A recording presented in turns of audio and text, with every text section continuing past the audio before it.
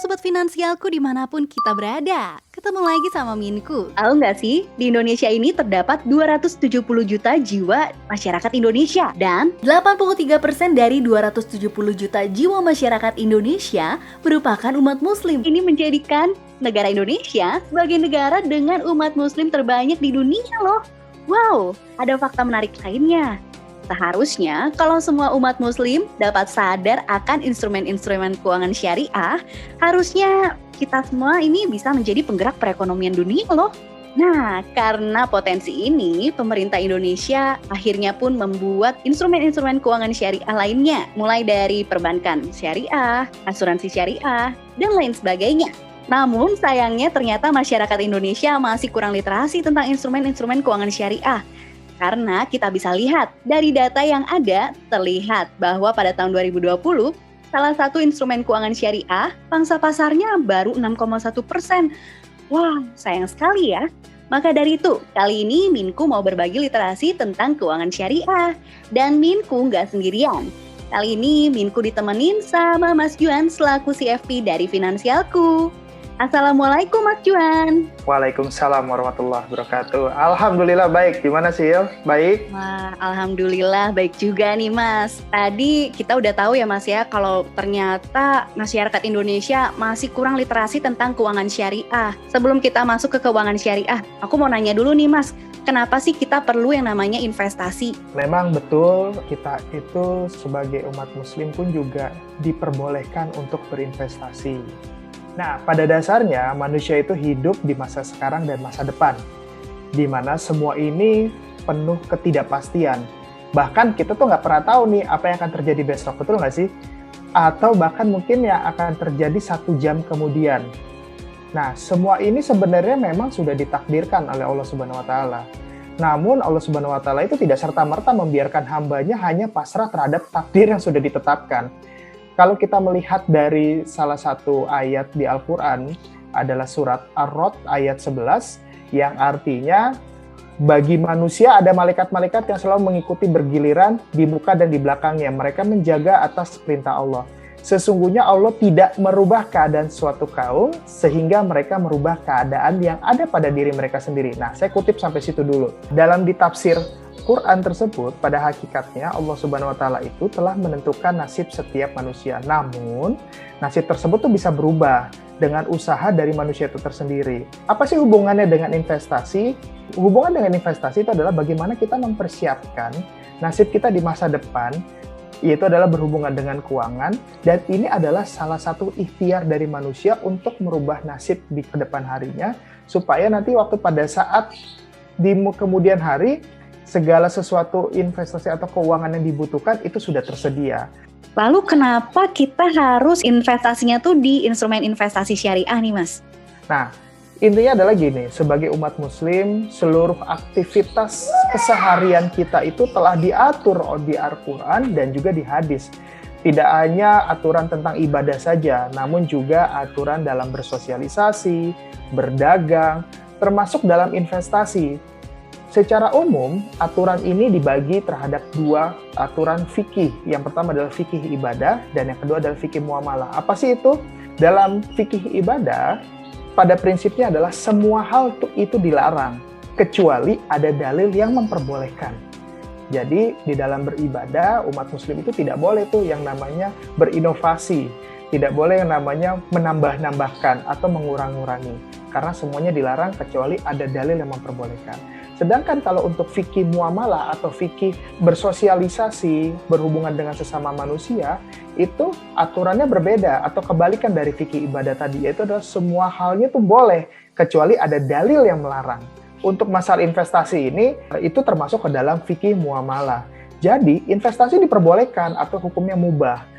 Namun ada dalil yang melarang mengenai beberapa transaksi-transaksi seperti transaksi maisir, yaitu judi, transaksi goror yang tidak jelas, ataupun yang biasa sering terjadi atau sering terkenal, yaitu adalah transaksi riba. Nah, di mana transaksi ini terdapat dalam investasi-investasi konvensional. Nah, karena itulah sebagai umat muslim yang taat dan mengimani segala perintah dan larangannya, maka tepat sekali kita memilih investasi yang berbasis syariah. Dan investasi ini pastinya sudah melewati segala kajian yang telah dikaji oleh MUI yang dikeluarkan dalam fatwa-fatwa, di mana segala transaksi atau hal-hal yang dilarang itu sudah dihilangkan oleh mereka. Dan ini udah ke-filter kalau kita langsung milih ke instrumen investasi yang sifatnya syariah. Terus gimana sih Mas sebenarnya cara kerjanya investasi syariah? Dan sebenarnya selain ketiga hal tadi nih, apa perbedaannya dengan investasi konvensional? Nah, sebenarnya cara kerjanya paling gampang adalah berdasarkan Al-Quran dan hadis. Semuanya ada di situ. Tapi kita langsung masuk ke dalam perbedaan supaya kita bisa lihat juga nih cara kerjanya itu seperti apa. Perbedaan-perbedaan yang paling mendasar antara investasi syariah dengan konvensional yang pertama adalah akadnya atau kesepakatannya. Di dalam syariah, sebuah akad ini tuh bisa membuat sesuatu hal yang haram menjadi halal. Ya, itu contohnya yang paling populer itu adalah akad nikah. Jadi, akad nikah itu perbuatannya sama, tapi sebelum akad nikah itu menjadi haram, tapi setelah akad nikah itu menjadi halal. Sama seperti di instrumen-instrumen investasi, yang paling terkenal atau paling populer itu adalah akad bagi hasil atau mudharabah. Ya, di mana akad di sini semua pihak saling menanggung jika hasilnya itu baik untung maupun rugi. Jadi pertama yang paling mendasari perbedaannya adalah di akadnya atau kesepakatannya. Kalau misalnya Sobat Finansialku mau tahu lebih banyak lagi tentang akad, Sobat Finansialku bisa langsung aja download aplikasi Finansialku karena di situ ada audiobook yang bahas seluk-beluk akad nih. Apa sih sebenarnya akad itu, mulai dari bagaimana contohnya dalam kehidupan sehari-hari, ataupun pengaplikasiannya nih Mas. Jadi Sobat Finansialku langsung aja download aplikasi Finansialku. Oke, selanjutnya Mas. Yang kedua adalah pengelolaannya. Pengelolaan dalam investasi syariah ini tuh sudah di-screening untuk memastikan bahwa caranya yang dilakukan dalam mengelola keuangan ini harus sesuai dengan Al-Quran dan hadis. Jadi, kalau kita berbicara tentang haram, itu bukan hanya berbicara tentang zatnya saja, tapi juga caranya ataupun cara melakukan prosesnya itu pun juga dilihat. Apakah itu ada menzolimi orang atau mungkin termasuk transaksi-transaksi tadi, itu juga akan menjadikan perbedaan yang tersendiri antara konvensional dengan yang syariah. Selanjutnya adalah pemilihan perusahaan dalam menanam investasi tersebut. Harus dihindari nih perusahaan-perusahaan yang menjalankan bisnisnya tidak sesuai dengan atau yang dilarang oleh Al-Quran dan hadis. Contohnya misalkan mereka menjual minuman keras, sudah pasti dilarang, atau menjual satu makanan-makanan yang dilarang, atau terdapat unsur praktek ribawi, itu pasti dilarang. Jadi pemilihan perusahaannya ini sangat-sangat ketat sekali dilakukan oleh Dewan Pengawas. Nah, yang keempat itu adalah pengawasan. Pengawasan ini setelah dilakukan oleh orang-orang yang kompeten, yang sudah teruji ilmunya. Nah, ini juga sudah ada nih di bawah MUI yang namanya Dewan Pengawas Syariah, atau kalau secara gambaran besar adalah Dewan Syariah Nasional. Jadi harus ada yang mengawasi. Kalau nggak ada yang mengawasi, nanti pengelolaannya atau prosesnya itu melenceng dari satu hukum syariah atau hukum yang ada di Al-Quran dan hadis, itu Dewan Pengawas inilah yang akan mengingatkannya. Dan yang terakhir adalah transaksinya. Transaksinya pasti menghindari transaksi yang mengandung tadi tuh yang dilarang-larang, yaitu adalah seperti masyir, goror, dan riba. Bagaimana sebuah instrumen investasi ini bisa disebut sebagai instrumen investasi syariah? Oke, ini sebenarnya paling gampang adalah yang tadi udah ada cap syariahnya dari OJK dan Dewan Pengawas Syariah. Yang pertama, lihat dulu nih, sudah ada approval dari OJK belum bahwa memang ini diawasi oleh OJK. Terus yang kedua, sudah ada belum fatwa yang keluar dari MUI atau Dewan Pengawas Syariahnya? Kalaupun misalkan sudah ada, siapa Dewan Pengawas Syariahnya? Itu kita bisa lihat. Karena setiap perusahaan atau setiap badan usaha yang bergerak terhadap investasi-investasi syariah, itu pasti ada pengawas syariahnya masing-masing. Jadi bukan hanya berbicara Dewan Pengawas Syariah mengawasi semuanya, enggak, tapi memang ada perwakilannya, di mana perwakilan ini selalu ada ketua dan anggota, dan kedua orang ini memiliki kompetensi dan telah teruji mengenai hukum-hukum yang ada di syariah. Nah, tadi kan katanya dijamin oleh OJK. Nah, sebenarnya gimana sih OJK ini bisa menjamin kalau misalnya keuangan syariah itu benar-benar syariah nih, Mas? Oke, sebenarnya yang melakukan penjaminan ini harusnya adalah di Dewan Pengawas Syariah. Jadi bekerja sama dengan Dewan Pengawas Syariah. Jadi Dewan Pengawas Syariah ini dia melihat nih benar-benar dari hulu ke hilirnya sebuah proses atau sebuah produk instrumen yang berbasis syariah, yang katanya instrumen berbasis syariah. Jadi biasanya satu produk itu akan diajukan dulu memang ke OJK, berbarengan dengan ke Dewan Pengawas Syariah dari masing-masing perusahaan tersebut.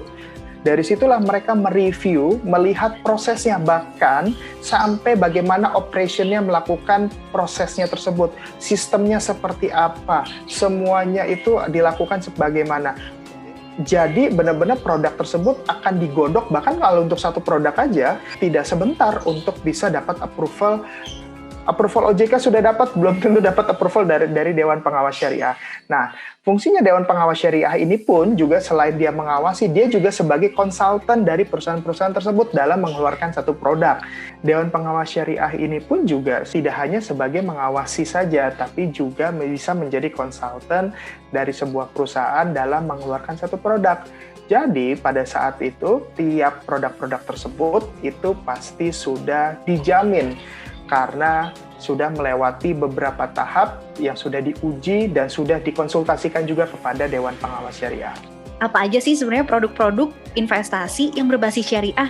Sebenarnya banyak banget yang sudah produk-produk yang berbasis syariah. Jadi selama segala sesuatu hal yang belakangnya ada syariahnya itu kurang lebih adalah yang berbasis syariah. Tapi jangan langsung begitu lihat ada syariahnya langsung semuanya berbasis syariah ya. Karena balik lagi, produk tersebut harus lolos dari OJK dan sudah rekomen dari Dewan Pengawas Syariah juga. Nah, produk-produk keuangan ini udah banyak banget, Sil.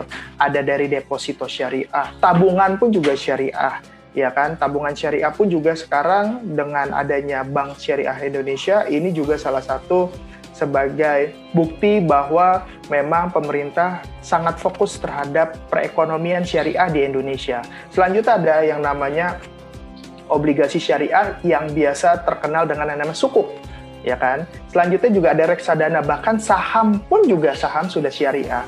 Nah, saham syariah ini pun juga perusahaannya yang bisa masuk ke dalam saham-saham syariah ini nggak gampang. Ini hanya sekitar ada kurang lebih yang masuk ke dalam Jakarta Islamic Index itu kurang lebih ada sekitar 30-an sampai 35 perusahaan, dan itu terus diawasi.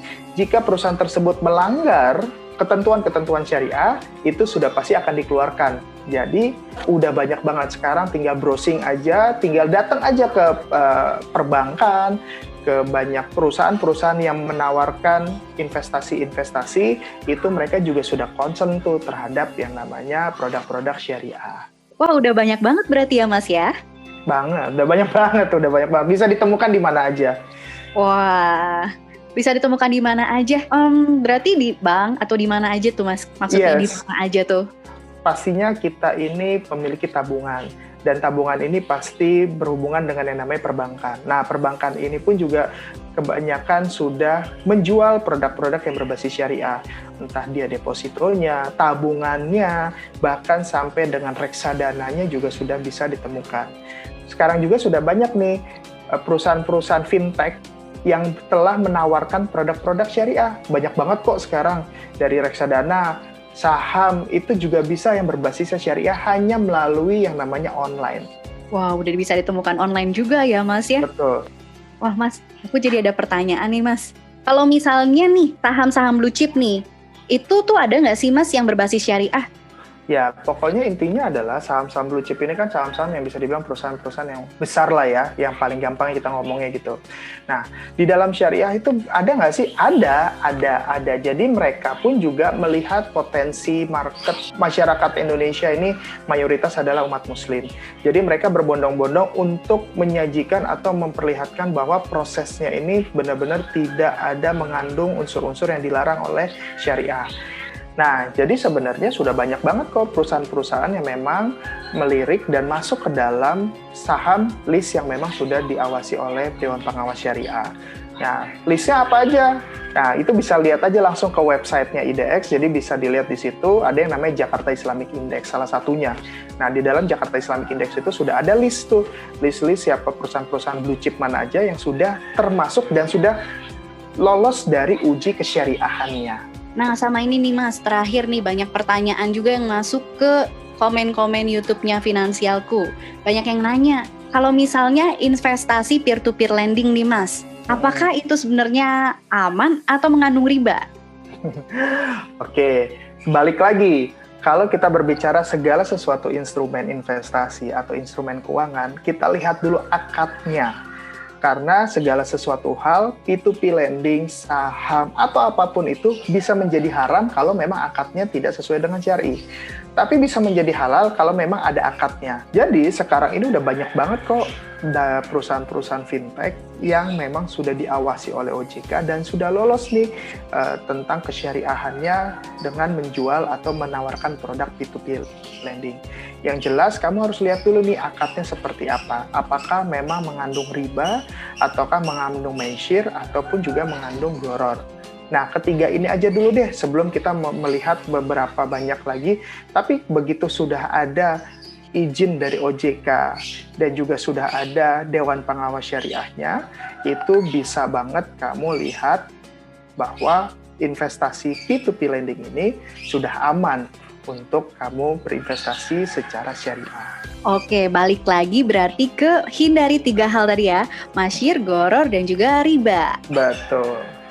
Dan biar gampang, cari yang ada label OJK dan juga sudah diawasi oleh Dewan Pengawas Syariah. Oke, Sobat Finansialku, semoga tercerahkan ya setelah nonton acara ini.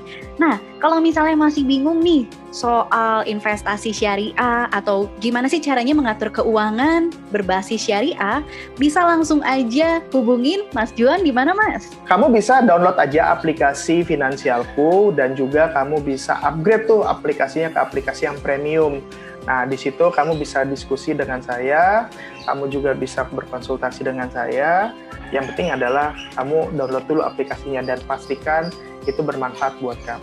Yes, salah satu hal yang harus dilakukan dalam merencanakan masa depan adalah dengan merencanakan keuangan. Semoga perbincangan kita kali ini bisa bermanfaat buat Sobat Finansialku semua. Oke, kalau gitu sekian aja dari Minku dan juga dari Saya Juan Mahir Muhammad, CFP. Sampai bertemu di video berikutnya. Wassalamualaikum warahmatullahi wabarakatuh.